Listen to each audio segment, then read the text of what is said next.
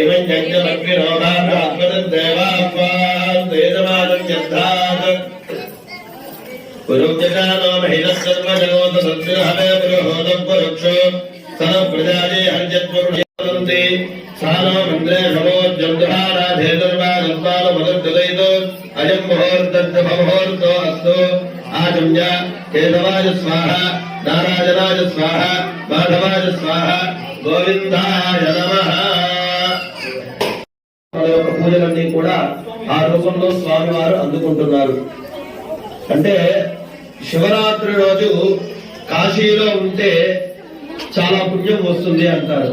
అటువంటిది కాశీ క్షేత్రం నుంచి తీసుకొచ్చినటువంటి ఈ యొక్క నర్మదా బాణము లింగ స్వరూపం దగ్గర మనం ఉండి చక్కగా ఈ యొక్క కాశీ విశ్వేశ్వరుడికి వివిధమైనటువంటి ఉపచారాలు చేసుకుంటూ ప్రాతకాలంలో మనం చక్కగా గణపతి పూజతో ప్రారంభం చేసుకొని స్వామివారికి మొట్టమొదటిగా మహాన్యాసపూర్వక ఏకాదశ రుద్రాభిషేకం చేశాము.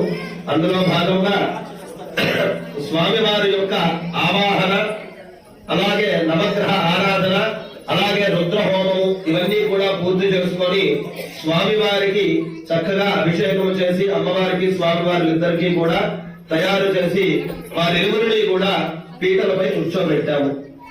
ఇప్పుడు మనకి అభిజిత్ లగ్నము అంటే 12 గంటల పైనగా అభిజిత్ లగ్నము అంటూ ఉంటారు. మనకి తిరుమలలో ప్రతిరోజు కూడా అభిజిత్ లగ్నంలోనే శ్రీదేవి భూదేవి సమేత వెంకటేశ్వర స్వామి వారి కళ్యాణోత్సవం చేస్తారు. ఆ సమయంలోనే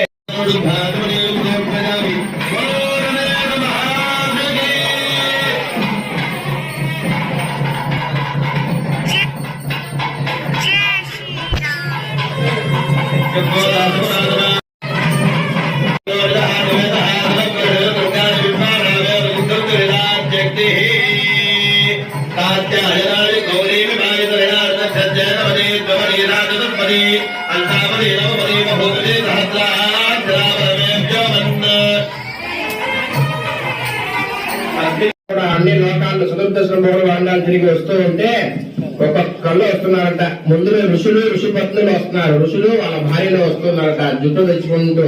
అయ్యా ఈ జుట్టు పెంచుకుంటూ వస్తున్నారు. వీళ్ళంతా ఎవరు చూడటానికి బ్రహ్మవర్చస్సు ఉంది. వీళ్ళలో ఏమన్నా వాళ్ళ పిల్లవాడిని ఏమన్నా మా అల్లుడైనా వాళ్ళ పిల్లవాడై ఉంటాడేమో అని ఆ మేనాదేవి నారదుని అడుగుతుందట.